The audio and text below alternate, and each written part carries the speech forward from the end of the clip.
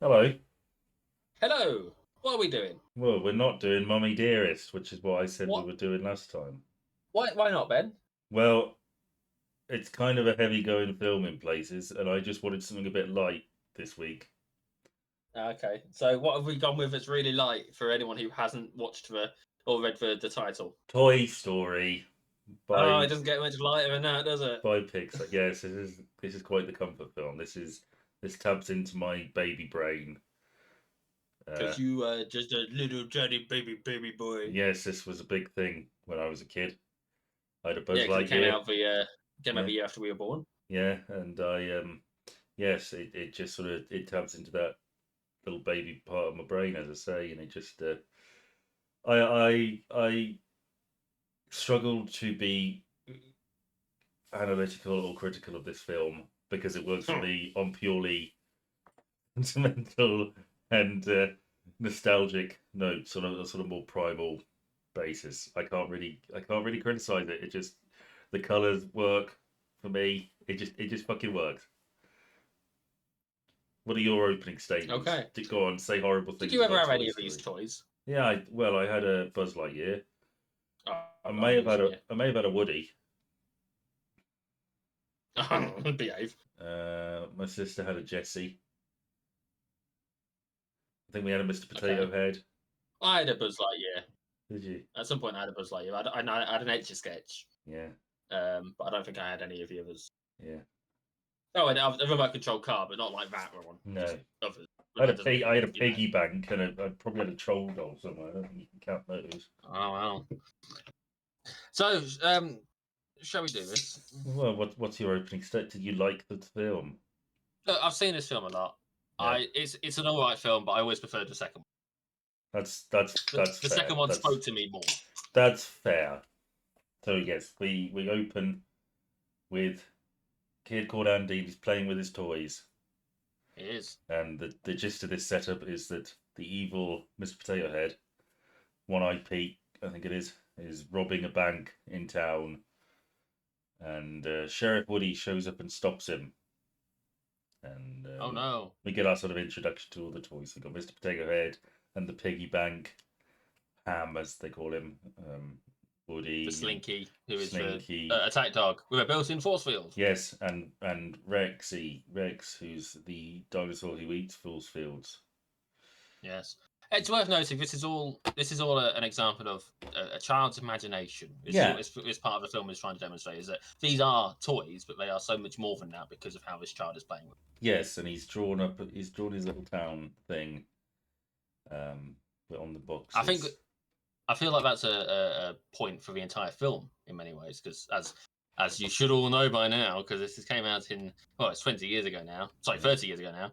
yeah, The whole premise of this film is Woody, who is a toy, being like trying to get it through to Buzz, yes, but he is a toy, and that is important. and yet he sees himself as being so much more than just a toy to Andy.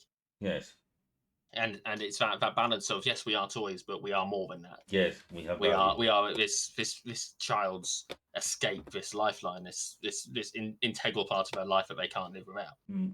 And that's yeah. Yeah. We Uh, touch on it briefly at the start there with that playtime. We yeah, get a glimpse into it, and then the rest of the film sort of yes. progresses. There's a conversation later on about it. I want to touch on the voice cast for Toy Okay. Story because I think it's really, really great. Like perfect, like a perfectly cast movie. Hmm. Tom Hanks as Woody. But you're not a fan of Tom Hanks. I so I'm not a fan of him. I'm just wary of him. You think he's harboring some dark I secrets. sense the darkness in him. Oh, get Derek Acora down. Or That- up, I should say. That's all I'm saying. I sense the darkness in him. Just I don't know. Um, I'm not convinced. yes, he has that folksy, homey, everyman. Next, you're going to tell me Mr. Rogers was a wrong un. No, he was great. Tim Allen. Well, you never guess who played Mr. Rogers. Tim Allen. He's Hmm. he's Buzz Lightyear again. That's his second appearance on this. Yes, On this. he's he's brilliant as Buzz. Obviously, just again very good casting. Sort of brash American outspoken hero type. Don Rickles, Mr. Potato Head. Hmm. Jim Varney. Wallace Shawn, John Ratzenberger off of Cheers. Do you know who voices Bo Peep? No, I don't. I looked into this. I was kind of curious because she didn't stand out. Her voice didn't stand out to me, and all the other toys did. She's voiced by a lady called Annie Potts. Probably Okay. won't know, except she's the grandma from Young Sheldon. Oh, okay. I thought that was interesting. Hmm. Yeah, Me more. and Ali Ermey's in it as the army sergeant, but we'll get to that. So yeah, they're playing about, and then it's revealed. Well, Woody is clearly the favourite because Andy's running Yep. around with Woody. Um, Woody's taken a bit of a beating on those stairs and everything. And one of the things about this film series is that it sort of there's no hard and fast rule about the toys and their sentience. Because there's other instances where Woody's at Sid's and he's injured and he feels pain. But when he's getting thrown down those stairs and whacking his fucking face on the banister or thrown up by the chair and crash landing on the sofa, he's fine. He just doesn't feel the I pain. feel like they can maybe switch it off. Maybe it's a motivation of the pain. Like Andy's just playing with Woody, so maybe this feels good. Whereas Like if you punch someone, that's bad, but if you spank them, it's probably okay. yes, that's a really fucked up but accurate way kind of to look at it. Yeah. Yeah. Woody's a masochist. Right. As are we all deep down. But I mean, you are if you're listening to this, because I mean, Jesus Christ, why the fuck would you be listening to this? Two grown men talking about Toy Story. One of the things Woody discovers when he's downstairs is that the party's been moved forward because Andy and his family, his mum and his sister, are moving house.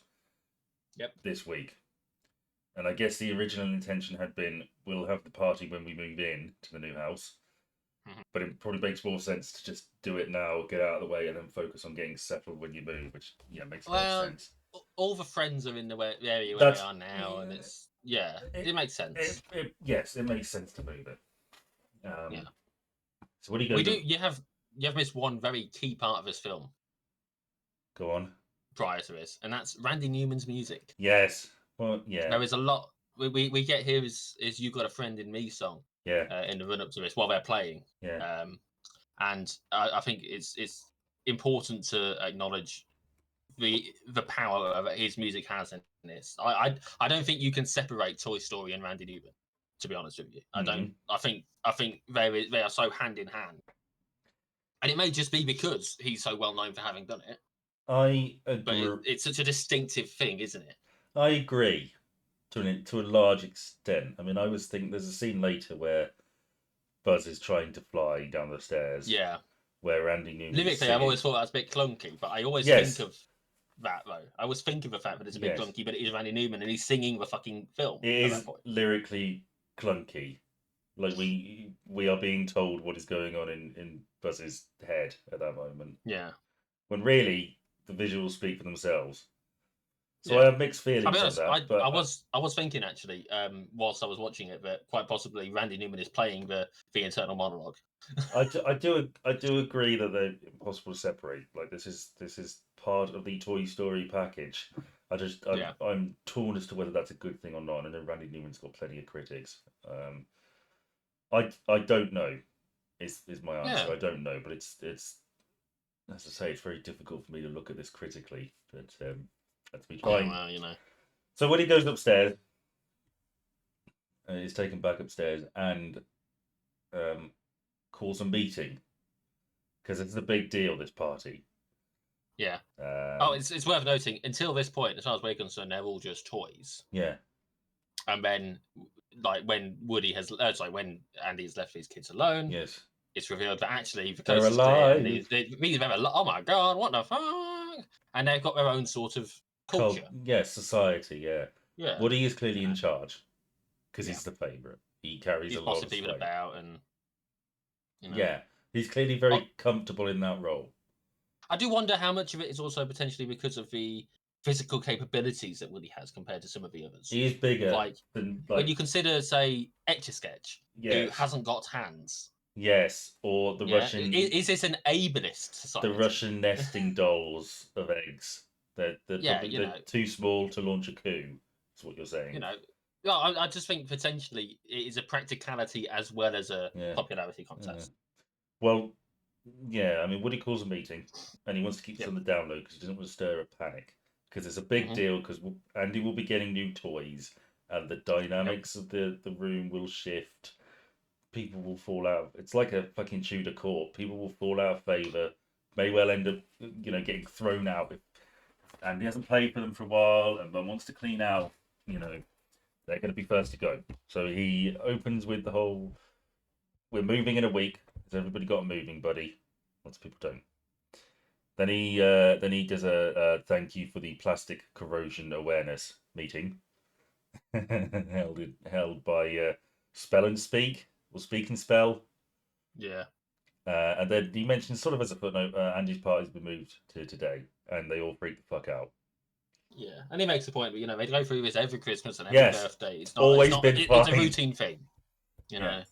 And they make the point that he wouldn't care because it's not him that's going to get replaced. Yeah, you're the favourite. Oh, the irony! Yes, so yeah, Woody said, "Look, would you feel better if I sent the troops out?" They would. Mhm. So he calls up Arlie Andy, the little plastic army man, sends them out on a recon mission. There's a lot of limit. I just, two things I really like is everyday items being massive Mhm. and liminal spaces. And this film has a good chunk of all of those. Like the scenes where the army men are like walking near the plant pot and Mhm. sitting in the plant pot, and it looks like they're in the jungle. That always sticks with me. I like the attention to detail that they demonstrate through this film. Like, there's a lot of things that they didn't have to put in that they did. And the one that made me make this note is that that particular plant has the tag that has the care instructions. Yes. In it, and it's like just a silly little thing that they wouldn't have to do. Yeah. But they did it. It's just a little bit of world building, a little bit Yeah. of reality to it. Because we all know that we leave that shit in there. Yeah. We did back then and we do now. Yes. That's how it works. I also like the way that they genuinely think about how the toys would move. And again, the soldiers in particular are a good example of this. Because they've got a board, basically, that they're stuck to. Yeah. And from what I gather, they did behind the apparently got scenes. actual... Yeah. And it's just a nice little. They cared about the detail. Yes, and you can see it great. in things like this. Yes. So everybody in the room is panicking, and the army men get set up, and the kids start arriving. So they rush to the window to check it out, and they're bringing packages in, and it's like, oh god, That's a big package you're bringing in there. Yeah. And this kid looks like he only has a little package, but it's fucking massive when he turns. It's a nice big long one, isn't it? Okay, this is weird. Yes. So. Look, you started it. No, I didn't. I just said the word packages. I know, that's that, isn't it? So the army men start up the baby monitors, and they start talking. It's a practical thing for them to be using. Yeah, absolutely. I mean, it's not like they've got some special walkie-talkie. They're using a fucking baby monitor. Andy's sister is in the same room. Yeah. So that's how they get the baby monitor. It's really easy. And that's presumably why they're moving house. It's so she's got her own room. Yeah, possibly. I mean, there's the whole "where's the dad" thing. Maybe she's downsizing, but it doesn't appear like she. I don't know. And we get some presents. Some kid brings a lunchbox. Yeah. And then some other kid brings bed sheets. Mr. Potato Head's like, who invited that kid? But it all sort of makes sense because later on we see Andy's sheets change to Buzz Lightyear, and he's got all the paraphernalia. Hang on, who's Buzz Lightyear? Well, we'll get to that. I always imagined that all these kids were bringing Buzz Lightyear themed stuff. Yeah, possibly. Because Buzz Lightyear is presumably really big. A really big popular toy for the kids. It's very possible that they've been told in advance he's going to be getting a Buzz Lightyear from his mum. Yes. Because the kids don't buy the presents. The mums buy them. Let's be honest.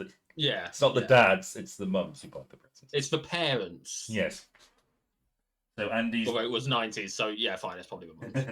Andy's mum has yeah, as you say, she's got I just Buzz want to, Lightyear. actually, I'm gonna interject. The only reason I make a point of saying parents is that as a solo parent myself and a male, so therefore a father, Yeah. I get a bit pissy with the whole, oh, mums do this, mums do that. It's no, parents do this. What you've got is either a really attentive mum and a shitty dad, or you've got a bias issue. And Yeah. you know, it's a bit of a trigger because Well, I tell you what really gets me, and I'm going to say this now as well. Okay. When you go to parking spaces and they've got the parent and child spaces, but it's almost always a mum figure that Well, they've drawn. thank you for casting a And light I on just- this issue, Mr. Mum. Well, as a white man, it's important that I make my voice heard. You have so few things to feel aggrieved about. You might... I'd really, but this is genuinely one that I feel is justified. I don't moan a lot about things that because I've got a fairly good life in the grand scheme. Yeah. But this is a social injustice Yeah. that I am a victim of. Yes, so Andy's mum has clearly told the other parents she's getting him a Buzz Lightyear, and the other parents have bought Buzz Lightyear themed stuff. We can definitely infer that. Yeah. So they're opening the packages, the parcels, the gifts, and it Presents. seems presents. That's the word. Seems like they're all done. And the toys are happy because the boat hasn't been rocked too much. He's got like Battleship and some other shit. The boat hasn't been rocked too much by Battleship. Yeah, Well chosen word. The army men start packing up, and then Mum produces her own package for the kids. Oh my god! And the army men hurriedly turn the thing back on, and Mother bird, come in, mother bird. we've got another one. And there's a kid in the way, and it's all very tense. And then another one. Yeah, and then Rex loses his shit and starts shaking the leg of the bedside table. He's a twat in this. They're all stupid. There's a lot of very stupid decisions made by characters not to give information later on that doesn't bug me because it's fine that people are stupid. But yeah, he knocks off the radio or the baby monitor, and the batteries fly out, and nobody knows how to put fucking batteries back in. Again, some of them it is not physically easy for them to do it. Yeah, and therefore another reason why Woody may well be in charge. I think I can't remember whether it's Mr. Potato Head or Ham who's just like ramming the battery in, like stabbing the thing. Like they don't have batteries, they don't have to deal with this shit. They don't know where it goes. Yeah, but I mean, Woody doesn't necessarily have to change his own batteries. Yeah, but he has an overriding responsibility. He's probably a fair leader. Like he knows that the toys have batteries. He knows how to put those back in. Yeah, if you run out unexpectedly, he wants to put some batteries in Bo Peep. Yeah, so he jumps down and gets it sorted. And the only thing he gets is that the kids are coming back upstairs. Oh shit! Everybody get your places. So they do, and Woody, of course, is on the bed. And Andy bursts in and tosses Woody off the bed. See, I wasn't entirely sure if it was Woody or one of the other kids clearing space. Because they all barge in, don't they? It's not just Andy. Yeah, I always assumed it was Andy. Yeah, I don't think we know well enough for sure that. Yeah. Because they're not going to care. The other toys aren't going to care about Andy's toys as much as he does. The other kids, they're going to think, we need to clear space. Yeah. Let's job done. Yeah. So I don't necessarily think that. Well, it's whoever the culprit is, Woody ends up down the side of the bed on the floor. Yeah. And the kids run off to play games and eat pizza and whatnot. And the other toys come out to see who the new guy is. Mm-hmm. They are shocked to find that Woody sort of crawling out from under the bed. It's just a mistake, though. Yeah, it's fine. It's just a mistake. And Woody goes up to meet the new one, and it's Buzz Lightyear, who's a space ranger. Yep. And most importantly, believes he is a space ranger. Yes, very much believes he isn't the actual Buzz Lightyear. And I do question this briefly, actually. Yeah. Do all toys think that they are the genuine article when they are new? Well, there was a theory. Sorry, go on. or is this like a thing that is unique to Buzz? Because like, was there a point in time in Woody's life where he thought, "I am Woody the cowboy"? Well, yeah, there was indeed a theory that Woody did go through this phase, and that's part of the reason he's so annoyed with Buzz. Hmm. Um, Oh, it's it's a question we don't get the answer to in this film. no, no, no. Um, Because I mean, the entirety of this film is basically from this point on is Buzz coming to terms with the fact Yeah. that he is a toy. Given that nobody refers to it as a phase or whatever, it Hmm. sort of suggests that Buzz Is different. Yeah, we know from the next film that he's not unique. Hmm. In fact, we know from this film, but it's not unique Also, because he sees the adverts on the telly. oh well, yeah, but he's. I mean, he's not. What I mean by that is he's not the only toy who goes through that phase of thinking they're the actual genuine article. Hmm. Yeah, but point is, he thinks he is. He's got his laser, and he's talking about being on this strange world. And then he's introduced to the other toys. Yep. And they ask him where he's from, and he gives like star coordinates. And Rex says, Is Buzz Lightyear from Star Command? yes, Rex says, I'm from Mattel. Well, I'm not from Mattel. I'm from a smaller company that was bought as part of a leveraged buyout, which I like. Don't know how they know that, but they do. Well, they've got access to the telly in the second one, haven't they? So Yeah. maybe they get some news every now and again. Yeah. And then we get scenes showing Buzz fitting in with the others. You know, he's working out with them. Well, actually, he flies first. Yeah, the flying thing, which is one hell of a fucking con. Yeah. Buzz would have fallen flat on his face. He would have had that mental breakdown a lot sooner, perhaps. Yeah, if he didn't get lucky, which is exactly what Woody was saying. Yes. But everyone's too starstruck by the fucking the con, the smoke and mirrors. That isn't even Buzz's fault. It's not even his fault. But you know, he gets incredibly lucky. You know, catching onto the plane on the ceiling and just sort of flying around for a bit and whatnot. Like a Rube Goldberg style fucking flight sim. I think part of it is, you know, I don't think Mr. Potato Head or Ham are like genuinely believe Buzz is, you know, Buzz Lightyear. They're just enjoying winding Woody up. I think they all accept that he is a toy. Yeah. Because they'd be stupid not to. Like, they're not that stupid. Yeah. I think they're just willing to. They're trying to make him feel more welcome than Woody is because Woody's feeling replaced, and they're like, fine, it doesn't matter. Yes. It's just another person to join the group. Yeah.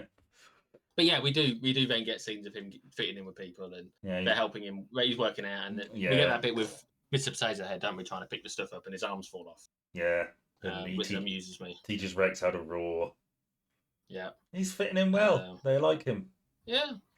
And all this time, Woody's life is crashing around him because all the cowboy stuff's getting taken away, and it's Space Ranger stuff now. Falling out of in the bedroom, like the spreadsheets that you mentioned and pictures, and you know. But next he'll be getting beheaded. Yes. Andy's sleeping with Buzz, and all Woody can do is watch. While he's putting Wood in the Woody's in the trunk.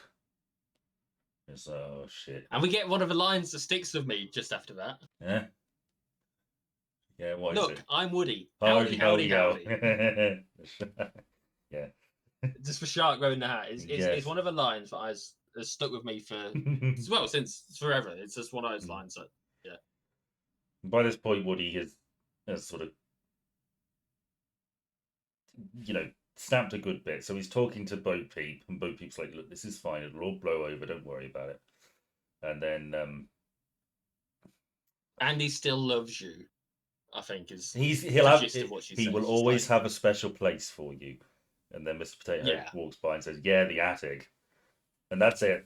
Woody just snaps and confronts Buzz, who's repairing his quote unquote ship. With binding tape or something, and it's just tape. And he bonding strips, and it's just tape. Yeah. Woody like rips into him and tells him he's a toy, and pushes him. You are a sad, strange little man, and you have my pity. and he pushes him, and he accidentally knocks the button that retracts his helmet, and Buzz sort of freaks the fuck out because he doesn't know whether the air is breathable, so it's like he's choking, and Woody just stands there, just like not befuddled, just like, what the fuck is this? Just tired of this. Yes, tired of the sham. Hey, it's worth questioning.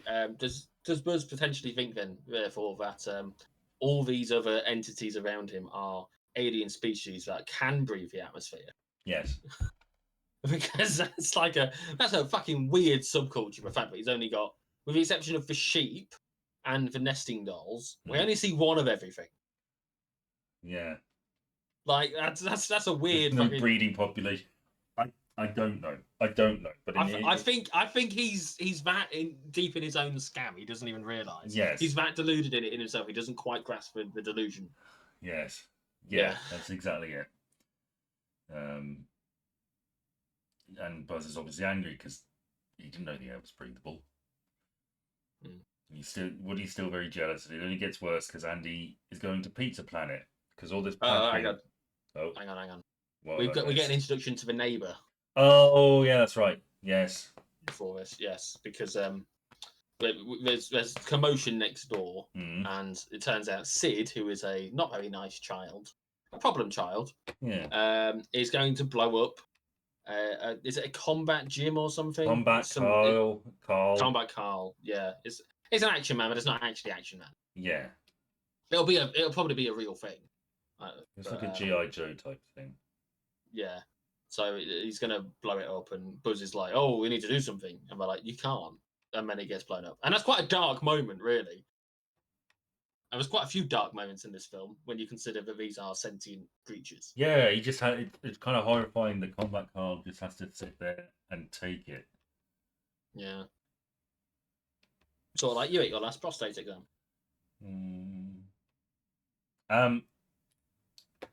So, yes, well,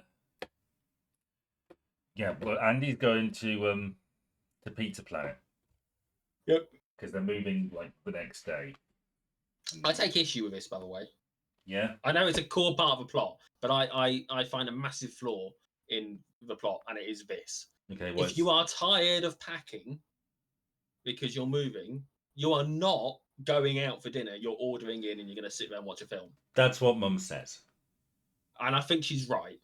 She's just saying that. She's like, what? Take them out. I can't be asked to cook, obviously. Most of the stuff's probably already packed. Let's just go out for dinner.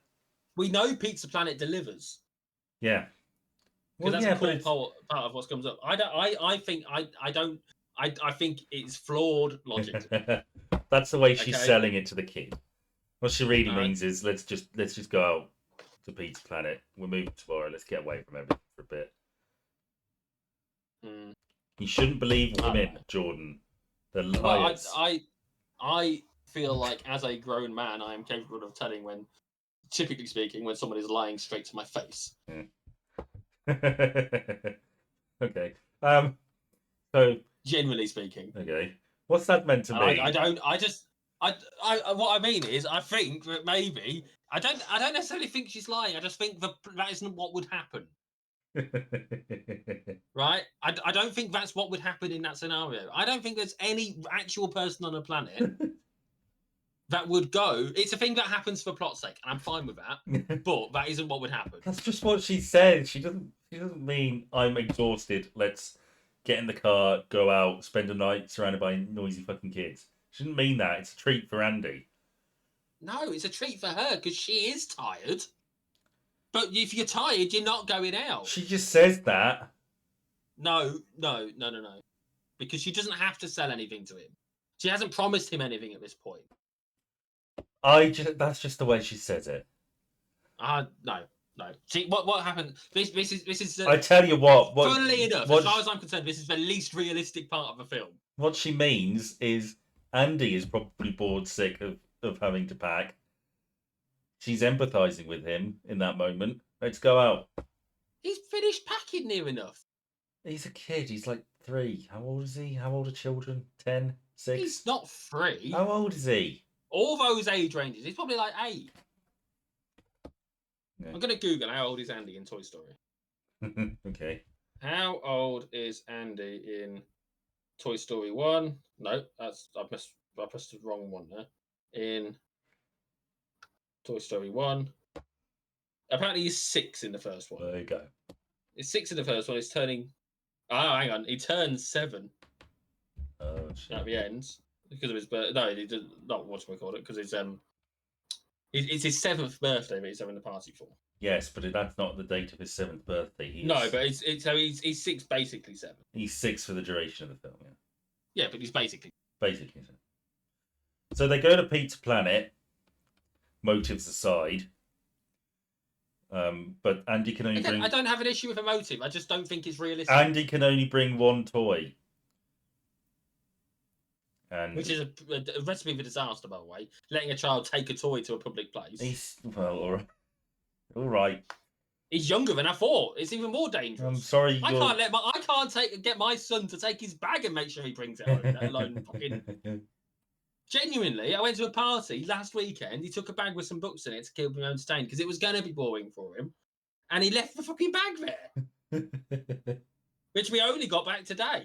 So trust me, as a parent, Look, she's just playing with fire here, and it almost backfired. When I was a kid, my dad gave me some important financial documents in our local Santander bank. Told me to hang on to them.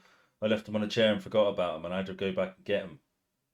Oh wow! He was very angry. Dumbasses. I'm sorry, but it's what it is. You shouldn't have been given that sort of information to a child, but whatever. So yes, Woody's. They go to Pizza Planet. No. They're going to go to Pizza Planet. Woody is concerned because Andy's clearly going to bring Buzz, and he can't stand that. So he asks the Magic 8-Ball, and the 8-Ball says, "Yeah, no, he's not going to bring you. Don't count on it." And Woody throws the 8-Ball away, and it falls down. Is that sentient too?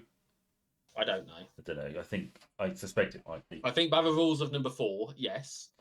It falls down the back of a desk or something, and then Woody has a plan, a devious plan. You can tell it's a devious plan because he taps the tips of his fingers together. Yeah. He makes the pyramid of evil. And he calls Buzz over because a toy's falling down the side, and his plan is to use RC as an accomplice, an unwilling accomplice, and make him push Buzz down the side. They're not a very well thought out plan. No. But he's desperate. He just wants to hang out with his kid. So Buzz goes over to check, and there's a whole thing where RC drives at him, and Buzz leaps out of the way just in time, and the globe comes loose. And long story short, Buzz ends up getting knocked out the window. Yes, which is not the plan at all. No. It's not what was intended. And Woody is obviously, at this point, it's physically clear that he's realised that he's done something stupid, and he needs to fix it. Yes. You know. And RC, like Lassie, manages to clue the others into what happened. Yeah. And everybody turns against Woody, and they're gonna throw him out the fucking window. The army's guys are against him. Everybody's really pissed off. Well, they've had 6 or so days of him getting RC. Yeah, it's 5, isn't it? It's got to be 5 days. Yeah. Because we have a whole day at Sid's. Yes. And then another night, and then So it's like 5 days, assuming it is actually a week between party and moving. Yeah. We've had 5 days of his bullshit getting pissy about Buzz. Yeah. The narrative. They think it's intentional. The narrative is very, very clear. If this was in court, this is a pretty clear cut case of attempted murder, if not murder. He should have been strung up. But he's saying, why didn't he just fly when he fell out the window? I don't know. I would like to raise a point to the jury. He was stunned by the lamp. It all happened so quickly. Well, surely with his Space Ranger training, this would be an instinct. But that's the thing with delusions. You sort of ignore anything that challenges it. This is one of the most elite Space Rangers in the galaxy. Yeah, hand wave, hand wave, hand wave. I know. Yes. He's saved just in time by Andy, who comes back, and he can't find his Buzz. So he takes. For second best. Fine, I guess I'll take Woody, which is so pathetic that Woody did all of this just to be fucking second best. But he doesn't care because he's been picked and Yeah. saved from the. Yes, that's all he wanted. He gets picked, and as you say, he does get saved from the lynch mob of toys. Yeah. So off they go, and Buzz just in time sees them, hitches a ride, Yep, he grabs onto the car. and then they stop off before they go to Pizza Planet at a gas station, which is such a great liminal scene. That just works for me. That visual. Okay. It's just a me thing. It just works. Do you know the name of their realtor company? Who? No, I don't. It's Virtual Realty. Oh, okay. And Did you catch the name of the fuel company? It's not Texaco, is it? It's Dynaco. It's Dynaco, which I'm pretty sure is the name of one of the companies in cars. Yeah, probably. Yeah. And the I don't think license it's spelled quite the same, but the license plate number of A113 is like the room they used at the production street, something like that. It's there's like, all sorts of references. yeah. Okay. Anyway, Woody's freaking the fuck out in this car because he didn't mean to kill Buzz, but Buzz had gone, and everybody thinks he did it deliberately. And if he goes back, he's going to get murdered, and he has no way out of it. How do I persuade these guys it was an accident? And then Buzz appears, and Woody is Hooray. overjoyed. Buzz says, "I want you to know, we do not believe in the concept of revenge on my home planet." He's like, "Okay, but we're not on my home planet, are we?" And then he starts beating the shit out of him. There's a fight. I mean, they fought out of the car. Yeah, they through the door that was left open by Andy. Yes, because he's a stupid kid. While they presumably went inside, with or without Molly. Good point. Molly's just chilling in the front of this car with the door open while these toys beat the shit out of each other. I know this was 1995, but this is not necessarily a safe environment for Molly. It looks empty there. Yeah. We only see two other cars for the entirety of the sequence. It's two other vehicles, sorry. Because they couldn't animate more than that. They do later. They do, barely. I mean, those are pretty empty fucking streets in that chase. I didn't see a lot of pedestrians knocking about, which again is partly appeal for me. Well, you see, I was very much of a. I was going to talk about this later, but I feel like there's a sort of uncanny valley feel towards the look of the humans. Yes. But we don't. That's because we're seeing the film from the perspective of the toys. That's a good hand wave. And so it's the focus is always going to be the toys. The humans don't have to look reasonable because they're not. That's not the focus. They're also really fucking difficult to animate. Well, yeah, but I like they look weird, but I'm fine with it. Like the dog. The dog looks really fucking weird because it's mostly hair, and hair is really difficult to animate. They don't look as weird in like 2 or 3, but that's because the animation. They've gone. I've not seen 4. They look a lot more normal in number 3 in particular, Andy. Yeah. But yeah, anyway. Yeah. So they have an air fight, and then the car drives off. Yes. Now they're really in trouble because now Woody's like, I'm a lost toy. Oh God. Yeah. And then they keep Woody just snaps. Is like, you are a toy. You are not a space ranger. You are a toy. And that's when we get that you are a sad, strange little man, and you have my pity.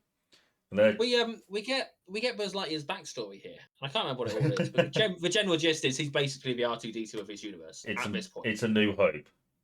Yeah. He's the one with the secret information but needs to get back. The evil Emperor Zurg is like a combination of the Emperor and Darth Vader, building a Death Star. Because as we will find out in number 2, he is a combination of R2-D2 and Luke Skywalker. Yeah, yes. It's like a whole thing. He's got the information to destroy the Zurgs, not Death Star. And that's whatever it is, a planet-destroying weapon of some That's sort. the character's backstory. Yeah. And Woody's just like, what the fuck are you talking about? You're a toy. Get over yourself. A big lorry shows up. Woody almost gets crushed. Because his immediate reaction is to become a toy. This is something that comes up a bit when they're at Sid's house. Is that Woody's toy instincts serve against him, whereas Buzz and his sort of space ranger instincts work in his favor as survival skills. Because Buzz gets the hell out of there. Woody just falls down flat in front of a massive truck and very nearly gets crushed for it. Yep. And Buzz is the one sort of taking the lead at parts when they're in Sid's house, like when they're running across the Well, landing. in fairness to Woody and Buzz, they are in uncharted space. Yes, yes, but it's just nice. But there is hope because there's a Pizza Planet. If you will. Yes, there's a Pizza Planet delivery truck, so they can hitch a ride. Because again, they can deliver pizza to places, Yeah. so they don't necessarily have to go there to. Yeah, but you especially don't if they're get the tired while games, man. Look, the mum's doing something for the kid. Look, I know you've never done anything for your child like this. Oh, you can fuck right off, okay? I just don't believe it in that scenario. A kid is going to be just as happy to get pizza in and watch a film. At that age, he's not going to be. He's not going to. Do I have to stop working? That's fine. I can sit and watch my film and eat some pizza, and it's going to be fantastic. Yeah. What's Molly eating? She's not going to be eating fucking pizza, is she? Shouldn't be at that age. They've got little kid nibbles or whatever. They'll give us some coke. No, that's not good parenting. That cocaine. and again, it was 95. Anyway, yeah. So they get in the pizza truck. And Buzz gets in the front, which is the smart move. It transpires because Woody gets thrown about. Yeah. And they sneak in. Yeah. Because Buzz believes there's a spaceship that's going to take him home. They sneak in using the. Go on, sorry. Using rubbish, and you get a big one and a small one, a bit like C-3PO and R2-D2. Yes, I was going to say the character design. You've got the tall, thin one and the short, stockier one. Yeah. And they're trying to work out how to find Andy, and they work out where he is. They're going to jump in the bottom of the stroller, but then Buzz discovers this big rocket-shaped toy, a claw machine, and he's like, "Oh shit, that's where I need to go." I have a couple of. Sorry. He jumps in, and Woody chases after him. I have a couple of issues with Pizza Planet, the place. Oh really? Yes. Number one, that door system with the guards. Yeah. And they do their little automated message, and then they open up. What if there's a rush? Surely. Well, maybe it's a quiet night.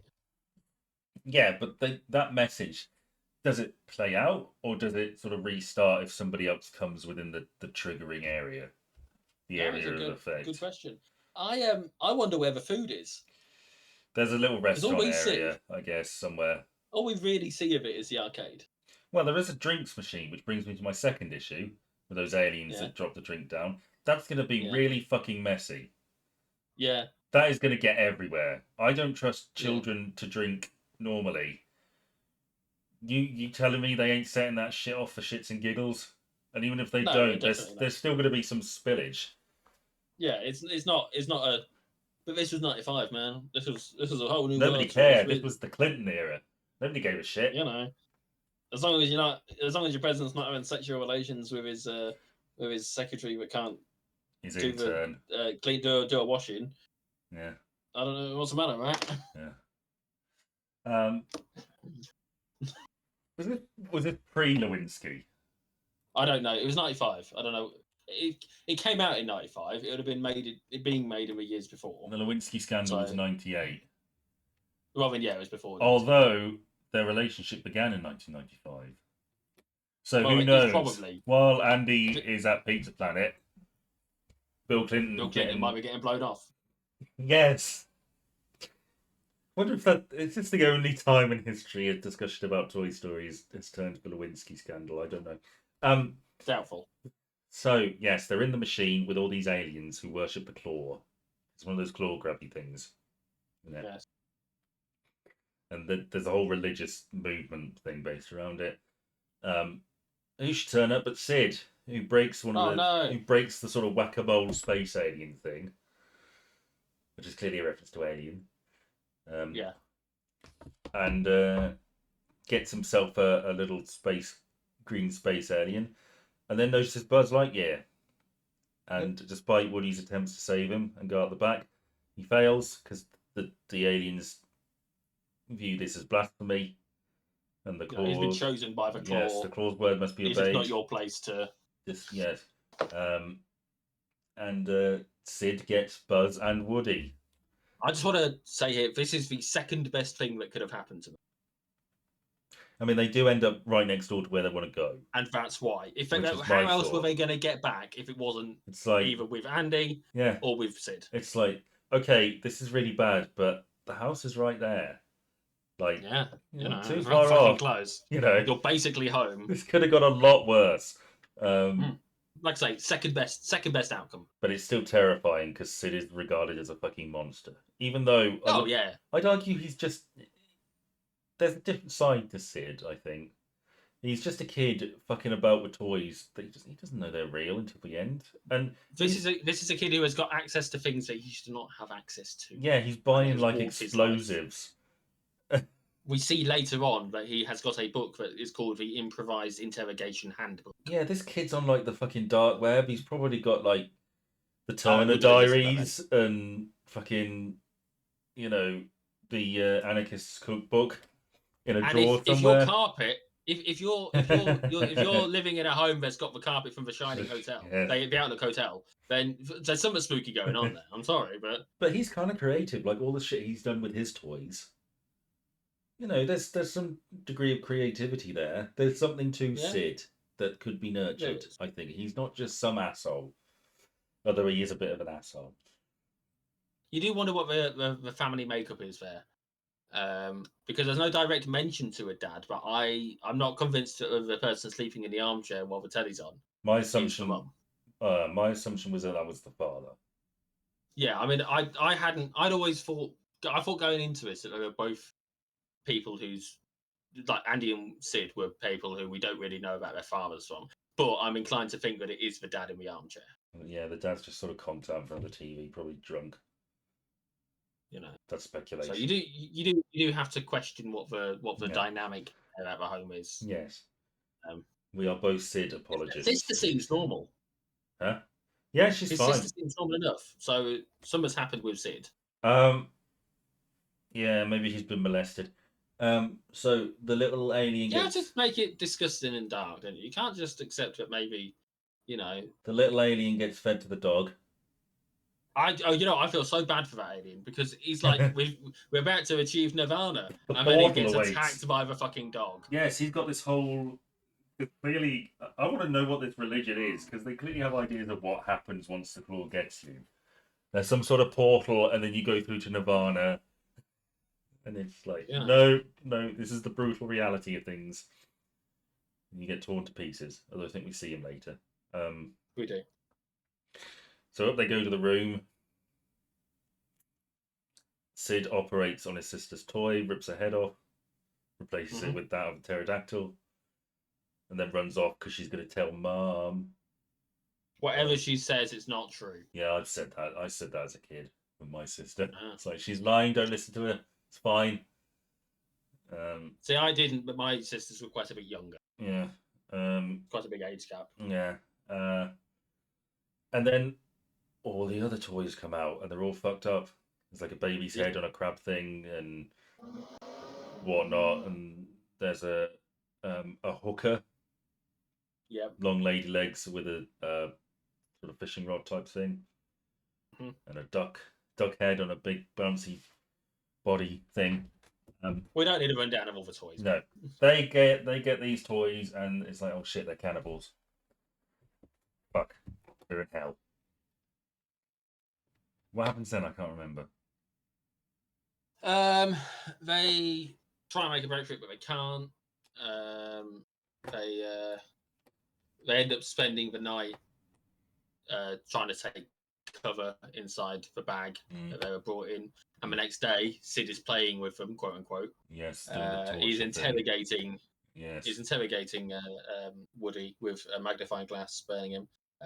He runs off to do something, and we find out that Buzz has been hit by like sucker darts. Yes, so he's obviously been involved in something as well. But the door's been left open. That was our chance. They're going to try and make a break for it. Yeah. They get outside the door. I think there's a bit of an altercation with the other toys, but I can't remember. They try and stop him. Yeah. Uh, Oh, and yeah, so yeah, they try and stop him. So Woody grabs Buzz and uses his karate chop action. yeah. Much to Buzz's surprise, Like, how the he's hell like, are you doing How that? are you doing that? You know, as I'm just, you know, his walls are about to fall down. Yeah. This is the last chance for him to get there softly, but no. And they get outside and they're sneaking about on the landing. And they accidentally get the dog's attention, don't they? Yes. Because Woody's drawstring gets caught on a hook, on Yes. like a part of a banister. So they run. Buzz ends up inside the living room style room with the TV and the armchair, which is all we really see of it. And Woody ends up hiding in a cupboard. Dog pisses off, but Buzz sees an advert. Yes, with Penn Jillette. Yes, this is he sees he sees the advert for a Buzz Lightyear toy. Yeah. Available in all good Al's toy barns. Yes, which is a throwaway thing that they build on in the sequel. Yeah. Yeah, but So it he's runs like, through. Shit, I'm a toy. Yeah, all the shit he can do when it says this not a flying toy, and he has a bit of an existential crisis. As you would. Yeah. So he goes for a little depressed walk, and we get Randy Newman singing, and he comes to the realization that actually, no, you know what, I can fly. I'm going to prove it all wrong. And then he tries to fly and fucking falls to the ground, loses his arm. Yes. And then he's discovered by Hannah, who's, as we said, Sid's sister. Woody gives him a little hat. Yeah, Woody finds him because he falls out of the cupboard, covered in Christmas lights, and a bowling ball crashes on his head, which I'm sure is agony. And then he goes and finds him, and he's having he's having tea with two dolls with no heads. Marie Antoinette and her little sister. Yes. I am Mrs. Nesbit. Yes. And his arms, as we said, his arms come off, so he takes him back to the room.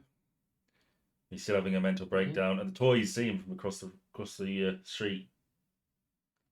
He calls out to them, and he throws the Christmas lights to try and get across. But they're like, "Where the fuck is Buzz? What did you do to him?" He's like, "No, he's here. Give me a hand here, Buzz." Buzz is not cooperating, and instead throws him his arm. So when he tries to make it work, but fucks up, and accidentally reveals that it's just a severed arm. And I want to just put yourself in the position of those toys who were watching this. Woody is so jealous, he's gone fucking nuts. He's pushed Buzz out of the window and then disappeared to Pizza Planet, not come back that night. And then the next they see him, he's doing some weird fucking play thing with the severed arm of the man he's just killed. Yeah, it's fucked up. It's like I said, there's a few dark moments in this film.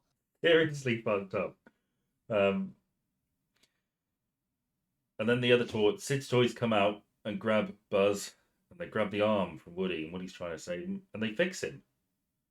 Oh my god! Just like they fixed the other toys. Yeah. It's like they have a little moment, and then they all scatter. Because they've been there long enough, they know when Sid's coming. So Woody tries to drag Buzz away, can't do it. So he hides under a crate. Yep, hides himself inside a crate. Yeah. Sid comes in, his big, massive rocket's arrived. And Good he's lord. keen to try it out. One. Yes, he's keen to try it out, but it starts raining, so he can't. And he wants to use He gets it all strapped to Buzz. He wants to find Woody, but he can't find Woody, so he straps it to Buzz. Yeah. And it's like, oh, we're gonna have a launch. Ah, shit! Now it's raining. Yeah. We're gonna have to do it in the morning. Yeah. Yeah. So he goes to sleep, and then partway through the night, Woody and Buzz have a chat, and they talk about what it means to be a toy, and that. Yeah, sure, you're not a space ranger, but you're something much better. You're a toy. You can bring joy to children. You know, that's great. You have a purpose. That kid needs you over there. And it sort of snaps Buzz out. He tries to save him, but they've left this in-depth conversation too late. Yeah. Because they've got like 5 minutes before the alarm goes off. They fucked it up a bit there. Yeah, I don't know what they were doing for the bulk of the night. Maybe Woody was crying. Woody ends up under a toolbox. Yep. And then the alarm goes off. And Sid grabs Buzz, takes him downstairs. Woody gets out of the toy. Sid sees Buzz and is like, oh shit, yeah. Yeah, I remember now. Woody wants to go save him, but can't get out because the dog's there. Manages inexplicably is strong enough to shut the door on this angry dog. Yeah. Sid's other toys come out, and they come up with a plan. He comes up with nicknames for them all, doesn't he? Yes. None of them can Like speak. Roller Bob. Yeah, Roller Bob, Ducky, Legs. Yeah. Um, Just silly things like that. That like, how's he had the time to come up with these? Is he doing this on a fly? Are any of them offended by this? Probably, I don't know. It's just some guys come in and immediately taking charge. There's like an air vent thing. Yeah. That would have been handy if they'd noticed that a while ago, wouldn't it? Oh yeah, because they could have hidden in that. Yeah. But off they go. They do this plan where Ducky is going to set off push the doorbell. So someone will come to the door, open it. The dog will get distracted by the Frog toy. frog, which will lead the dog out the door. They'll get the dog rid of the dog. Dog's now outside. Doors open.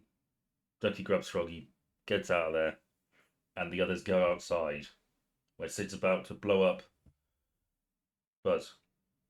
Yes. He finds Woody he's and setting up he finds Woody and he sticks a match in his pocket. in his holster. Yeah. And puts him on the barbecue, ready to deal with later. We're gonna have a cookout later. Yes. And it's countdown time. He's counting down to setting up for Rocket. I just want to say, Woody leaves us a bit late again. Yeah. He does. He He- does kind of why bloody does- close.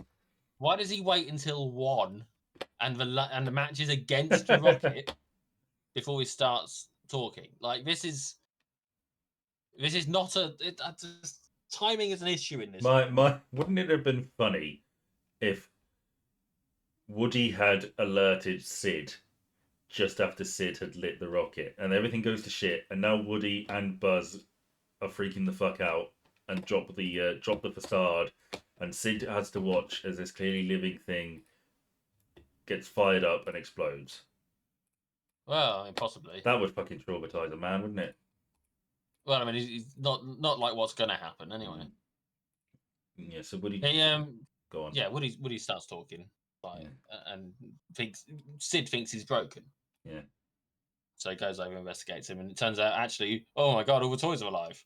Mm. You know, and they see everything, so he's got to start behaving, or they're gonna So you know, play nice. fuck him up. Reminds me of that scene in Child's Play where the mum is desperate to make Chucky talk. He's like, I'm going to throw you into the fire. And then Chucky's like, you stupid bitch, you fucking whore, I'll kill you. It's like that. It's like that for kids. Yeah. I wish Woody had said that. Okay, in this kids film. Yes. Okay, maybe on one of those bloopers. Yeah. So Sid runs inside, traumatized to fuck. I can't imagine how terrifying that would be as a child. He bumps into his sister, who he's like, the toys are alive, and she waves one of her toys in front of his face, and he freaks the fuck out. Yeah. And she's now got some sort of power over him because he's been nicking her toys and fucking them up. Yeah. There's a reason her toys don't have heads. Yeah. So they're like, okay, guys. Woody and Buzz are like, okay, we got to go. The moving van, we need to go now. Yeah. And they do a runner. Yeah. Yes. They get out and I think they just They manage. go through a hole in the fence. Yes. And Woody manages to get through fine. He jumps on the back of the car, no problems. Yeah. Buzz, with a rocket strapped to his back, struggles a bit. So Woody goes back to help him. Yeah. And as a result, they both miss the car. So they run after the truck. Nice character. Grab on. Buzz grabs onto the Yeah. moving trucks, like the strap that you Yeah. use to pull the door down. Woody can't quite catch up. And would you believe it? He just manages to grab it, but then the dog's chasing after him. Yeah. Except I want Because the dog, to say that bit. Sorry, go on. That bit with the fence is a nice little, I guess, development bit because before it's a sign of the character. Woody was dragging Buzz around because he needed him for practical purposes and couldn't leave him behind. Now he doesn't want to leave him behind. Yeah. But yes, the dog gets Woody. Also, he still needs to. He Yeah. still needs to bring him back as Yeah, well. the dog gets Woody, and Yep. Buzz jumps on Scud's face and is like fucking with his eyelids and stuff, which gives Woody an opportunity to climb on the truck. He opens it up somehow, and Yep. is rooting through I was boxes. helped by the fact that it stopped. Yeah, He was struggling with it, and as it stopped, it like the momentum or whatever. He's rooting through Yeah. boxes. All the other toys are there. Doesn't think to say anything to him or explain the situation, which might have helped. Just completely focused on solving the problem. They just see him. The last time they saw him, he was playing with Buzz's severed arm. Now he's back again and takes out RC, who was the guy who ratted on him before, and pushes him out of a moving truck. Yeah. He doesn't look great. It doesn't. I do want to quickly say that is one very empty moving truck. Yes, I thought that too. Boxes you'd think wouldn't be that hard to animate. Well, my guess is there's like behind the boxes there's like a shit ton of furniture, and we're right at the very I have back to of the see. truck. I don't know. I don't know. I feel like potentially they're moving from a furnished property, sorry, to another furnished property. I agree that the truck is very empty. That was my thought too. Yeah. But anyway, he sends RC to go and help Buzz. Yeah. And he does, because Buzz has managed to get himself underneath he's been shaken and rattled about, and he's thrown underneath a car. Dog can't get to him. RC gets driven underneath against his will. Yeah, this is really fucked up to do to poor RC. He gets underneath the car, sees Buzz, is like, oh shit, actually. Yeah, let's go. Oh, I get it now. Yeah, this wasn't Buzz just jumps on. Insane, yeah. Buzz jumps on, and this really fast RC car chases really after the quickly. truck. Yeah. I'm not entirely sure if he's doing it of his own volition or only because of Woody at that point, because Woody's still controlling it, and there are times where the rest of the toys are fucking with Woody, and it fucks with RC, right? You would have thought. But I feel like at that point, RC would just be doing it himself anyway. Yeah, you would have thought that the toys would have seen that Woody was driving RC and wondered what that was about. But my guess is they just think he's completely fucked up. Yeah, they're not. They're only seeing part of a picture because they're so focused on it. You know. So yeah, and they end up throwing him overboard, don't they? Yes. At the behest of Mr. Potato Head. Yeah. Who it seems may now be the temporary leader. Top bitch. Yeah. So he's thrown overboard. The truck's driving off, and would you believe it? RC slams right into him, and he's also on the car. Yeah. So they're chasing after the truck, and the little binoculars are like, "Oh my god, they're both there. He was telling the truth." And they're like, "Oh, what have we done?" Rex in particular feels guilt. Now I have guilt, is I believe his line. Yeah, Scud at this point, the dog is sort of trapped behind it. They caused a bit of a car incident. Yeah. And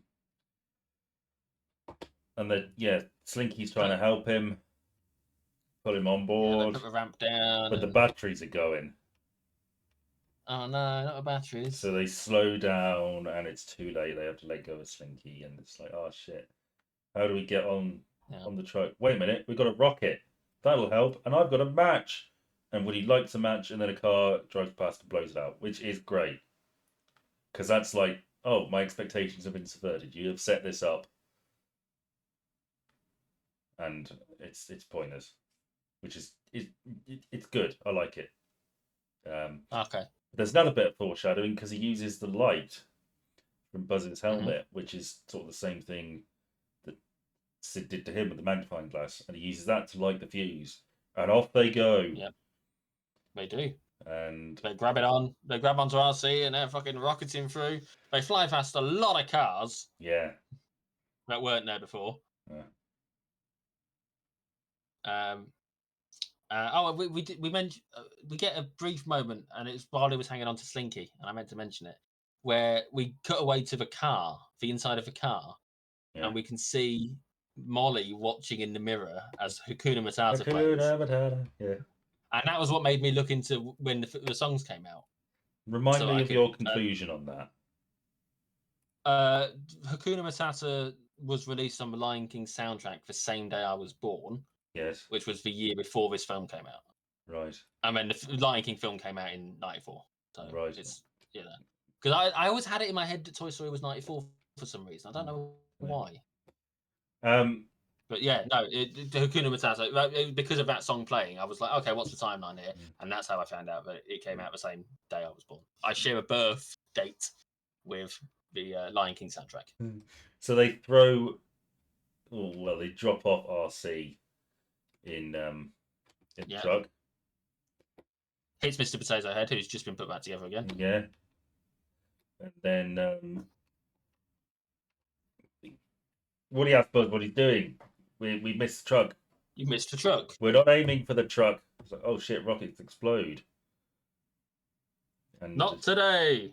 And he pushes his wings out, which cut the straps. Could have done that a bit earlier. Yeah. And oh, hang on! What's this, Buzz? You can't get through the fence. Oh, if only there was a nice, easy solution that you're so confident is going to work. Imagine if it hadn't. If it had, yeah, fine. If it hadn't, I wouldn't have a gripe. They just blown up and died. At that moment when we're flying up into the air, he's like, we're fine. It's not a problem because wings, right? Yeah. But why the fuck has that not come to his mind as to how to get rid of a rocket before? I mean, fine, okay. If they'd got rid of a rocket before, they wouldn't have been able to use it later. But if they'd got rid of it earlier, they wouldn't have fucking had to. Yeah.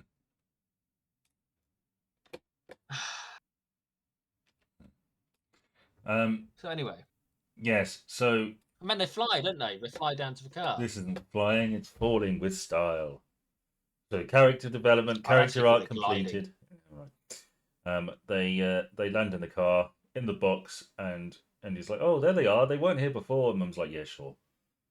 You're a stupid kid. You just didn't see them. She really dismisses him, and, you know... Well, you would, wouldn't you? If your child had said that... Well... Come on. Well, it's not like he said, the toys are alive. It's just like, I can't find them in the car. And she, presumably, he would have probably convinced her to look in the car as well. Probably just went out for a fag. Like, if my son was like, I brought it, I thought it was in the car, it's not here, I would help him look in the car and then be pissed with him when it wasn't in the car. Right?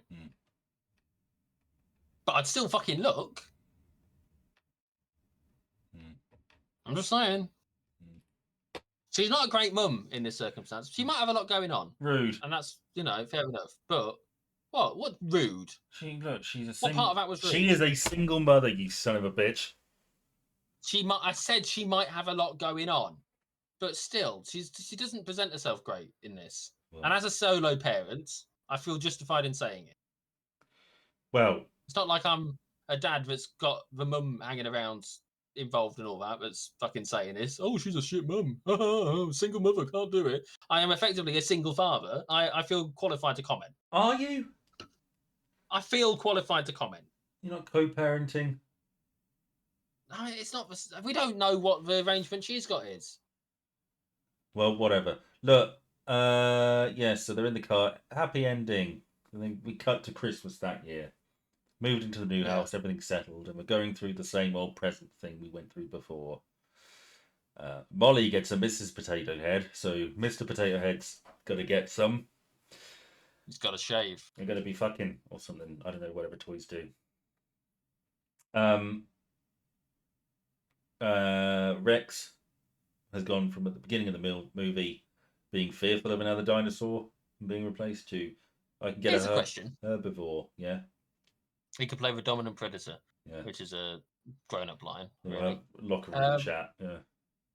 The with Mrs. Potato Head, does she arrive believing she's married to Mr. Potato Head, or do they get married? My assumption. As part of the ceremony. No, my assumption would be that they're aware they're not married. It's like two people of the same species. And it's like we are made to be a good pair together. You need to filter a minute. It's only natural that they would hook up. That's my assumption. Fill in time. Yep. Yeah, I don't think it's like a predestination thing. It's what it kind of is, but it's more of just a perfect match type setup, I guess.